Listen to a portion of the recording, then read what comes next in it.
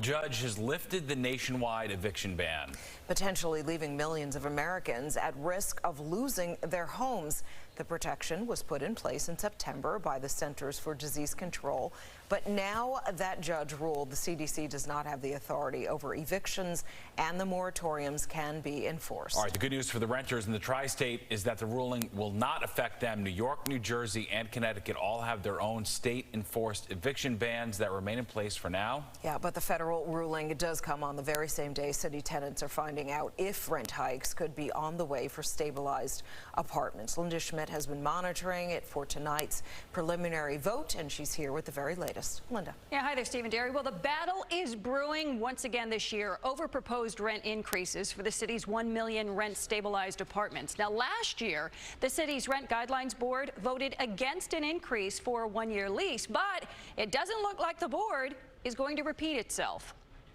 Some passionate pleas from tenant representatives on the city's Rent Guidelines Board during its meeting to determine rent increases. Several members calling for a 0% increase for the city's 1 million rent-stabilized apartments. We have been in the midst of a homelessness crisis for decades. We had a pandemic before the pandemic. But nobody seems to care about that. In a 5-4 vote, the board deciding to propose an increase range of 0 to 2% on a one-year lease, and for a two-year lease, an increase range of 1 to 3%. Pilar de Jesus is with Take Root Justice, legal advisors for tenants.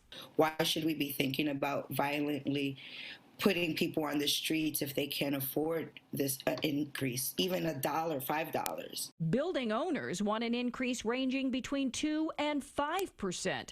They argue they are suffering as well, and no one is helping them. There's been no relief for building owners in any capacity. No property tax relief, no fuel relief. They still have had to maintain their buildings. They've even had to improve them and maintain them in order to make sure that they were sanitary throughout the pandemic. They're not making the repairs to their buildings, and this has been happening before the pandemic. Okay, now the public is going to be able to testify at 2 virtual hearings. That's going to happen next month, with a final vote on rent increases coming on June 23rd. Steve and Derry, back over to you. All right, thanks, Linda.